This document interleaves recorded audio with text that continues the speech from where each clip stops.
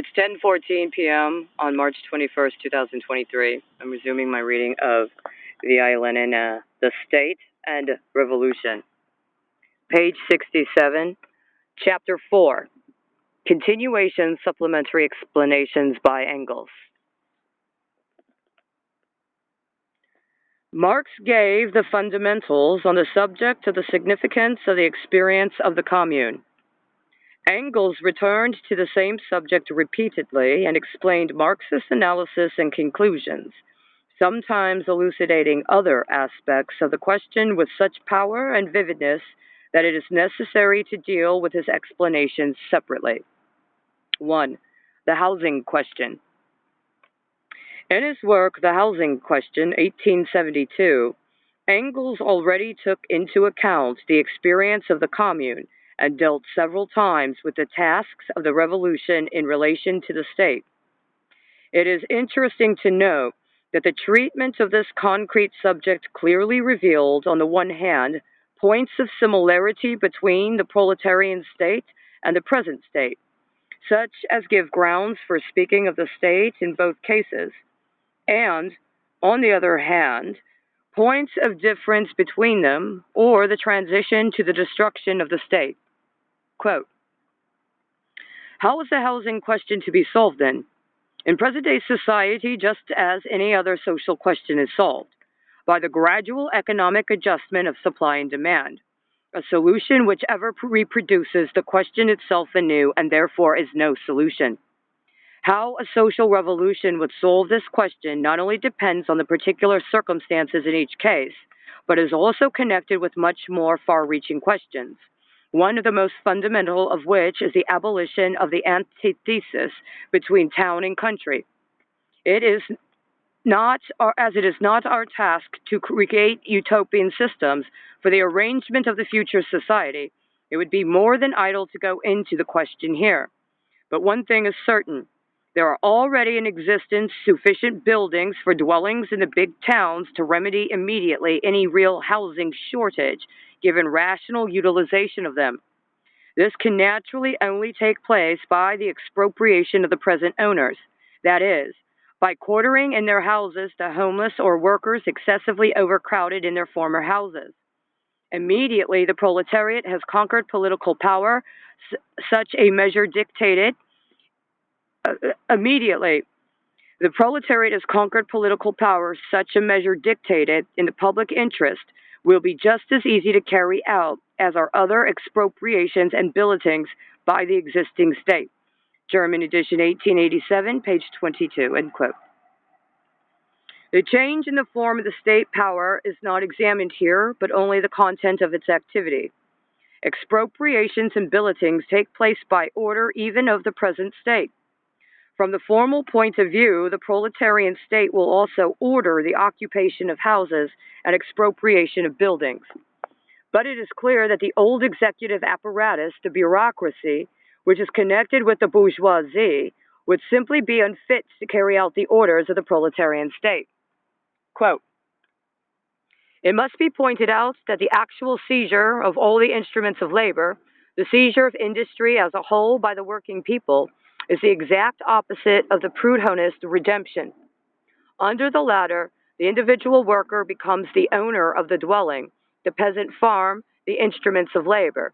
Under the former, the working people remain the collective owners of the houses, factories, and instruments of labor, and will hardly permit their use, at least during a transitional period, by individuals or associations without compensation for the cost. Just as the abolition of property in land is not the abolition of ground rent, but its transfer, although in a modified form, to society. The actual seizure of all the instruments of labor by the working people, therefore, does not at all exclude the retention of the rent relation. Page 68, end quote. We shall discuss the question touched upon in this passage, namely, the economic basis for the withering away of the state, in the next chapter. Engels expresses himself most cautiously, saying that the proletarian state would hardly permit the use of houses without payment, quote, at least during a transitional period, end quote. The letting of houses that belong to the whole people, to individual families, presupposes the collection of rent, a certain amount of control and the employment of some standard in allotting the houses. All this calls for a certain form of state, but it does not at all call for a special military and bureaucratic apparatus with officials occupying especially privileged positions. The transition to a state of affairs when it will be possible to supply dwellings rent-free is connected with the complete withering away of the state. Speaking of the conversion of the Blanquist to the principles of Marxism after the Commune and under the influence of its experience, Engels, in passing, formulates these principles as follows.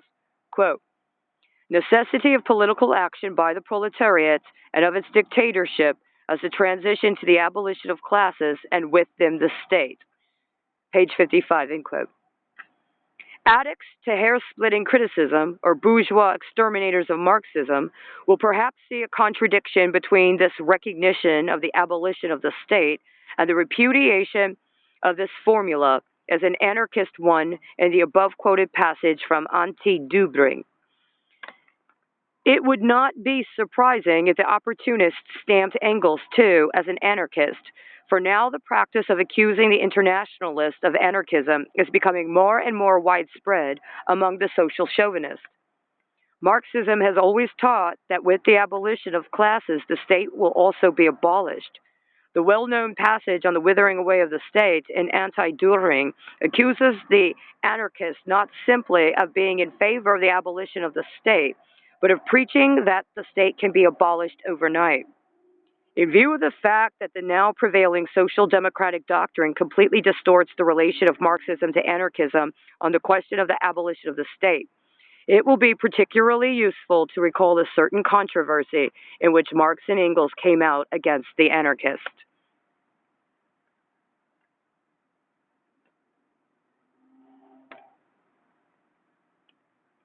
2. Controversy with the anarchist. This controversy took place in 1873.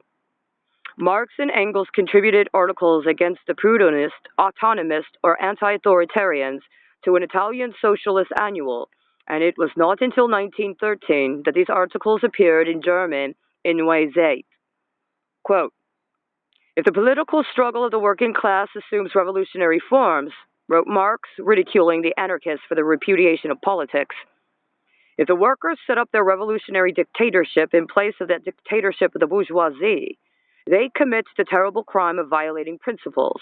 For in order to satisfy their wretched, vulgar, everyday needs, in order to crush the resistance of the bourgeoisie, they give the state a revolutionary and transient form, instead of laying down their arms and abolishing the state. Noisette, volume 32, 1, 1913-14, page 40, end quote. It was solely against this kind of abolition of the state that Marx fought in refuting the anarchists. He did not at all combat the view that the state would disappear when classes disappeared, or that it would be abolished when classes were abolished. He opposed the proposition that the workers should renounce the use of arms, of organized violence, that is, the state, which is to serve to crush the resistance of the bourgeoisie. To prevent the true meaning of his struggle against anarchism from being distorted, Marx purposefully emphasized the revolutionary and transient form of the state which the proletariat needs. The proletariat needs the state only temporarily. We do not at all disagree with the anarchists on the question of the abolition of the state as the aim. We maintain that to achieve this aim, we must temporarily make use of the instruments, resources, and methods of the state power against the exploiters, just as a temporary dictatorship of the oppressed class is necessary for the abolition of classes. Marx chooses the sharpest and clearest way of stating his case against the anarchist. After overthrowing the yoke of the capitalist, should the workers lay down their arms or use them against the capitalists in order to crush their resistance? But what is the systematic use of arms by one class against another class, if not a transient form of state? Let every social democrat ask himself, is that the way he has been treating the question of the state in controversy with the anarchist? Is that the way it has been treated by the vast majority of the official socialist parties of the Second International? Engels expounds the same ideas in much greater detail and still more popularly. First of all, he ridicules the muddled ideas of the Proudhonists, who called themselves anti-authoritarians, i.e., repudiated every form of authority, every form of subordination, every form of power.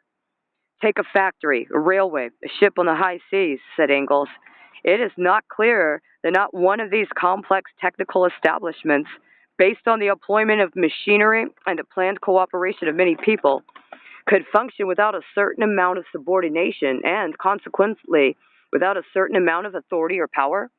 Quote, when I submitted arguments like these to the most rabid anti-authoritarians, the only answer they were able to give me was the following. Yes, that's true, but here it is not a case of authority which we confer on our delegates, but of a commission entrusted. These gentlemen think that when they have changed the names of things, they have changed the things themselves. End quote. Having thus shown that authority and autonomy are relative terms, that the sphere of their application changes with the various phases of social development, that it is absurd to take them as absolutes, and adding that the sphere of the application of the machinery in large-scale production is constantly expanding, Engels passes from the general discussion of authority to the question of the state. Quote, if the autonomists, he wrote, confine themselves to saying that the social organization of the future would restrict authority solely to the limits within which the conditions of production render it inevitable, we could understand each other. But they are blind to all facts that make the thing necessary, and they passionately fight the word. Why do the anti-authoritarians not confine themselves to crying out against political authority, the state? All socialists are agreed that the political state, and with it political authority, will disappear as a result of the coming social revolution. That is, that public functions will lose their political character and be transformed into the simple administrative functions of watching over the true interests of society. But the anti-authoritarians demand that the authoritarian political state be abolished at one stroke, even before the social conditions that gave birth to it have been destroyed. They demand that the first act of the social revolution shall be the abolition of the authority. Have these gentlemen ever seen a revolution? A revolution is certainly the most authoritarian thing there is. It is the act whereby one part of the population imposes its will upon the other part by means of rifles, bayonets, and cannon. Authoritarian means, if such there be at all. And if the victorious party does not want to have fought in vain, it must maintain this rule by means of the terror which its arms inspire in the reactionaries. Would the Paris Commune have lasted a single day if it had not made use of this authority of the armed people against the bourgeois? Should we not, on the contrary, reproach it for not having used it freely enough? Therefore, either one of two things. Either the anti-authoritarians don't know what they are talking about, in which case they are creating nothing but confusion, or they do know, and in that case they are betraying the movement of the proletariat. In either case, they serve the reaction. Page 39, end quote. The argument touches upon questions which must be examined in connection with the subject of the relation between politics and economics during the withering away of the state. This subject is dealt with in the next chapter. These questions are the transformation of public functions from political into simple functions of administration and the political state. This last term, one particularly liable to cause misunderstanding, indicates the process of the withering away of the state. At a certain stage of this process, the state which is withering away can be called a non-political state. Again, the most remarkable thing in this argument of Engels is the way he states the case against the anarchist. Social democrats, claiming to be disciples of Engels, have argued on this subject against the anarchist millions of times since 1873, but they have not argued as Marxists can and should. The anarchist idea of the abolition of the state is muddled and non-revolutionary. That is how Engels put it. It is precisely the revolution in its rise and development, with its specific task in relation to violence, authority, power, the state, that the anarchists do not wish to see. The usual criticism of anarchism by present-day social democrats has boiled down to the purest Philistine banality. Quote, we recognize the state, whereas the anarchists do not, end quote. Naturally, such banality cannot but repel workers who are in the least capable of thinking and revolutionary. What Engels says is different. He emphasizes the fact that all socialists recognize that the state will disappear as a result of the socialist revolution. He then deals concretely with the question of the revolution, the very question which, as a rule, the Social Democrats, because of their opportunism, evade and leave, so to speak, exclusively for the anarchists to work out. And when dealing with this question, Engels takes the bull by the horns.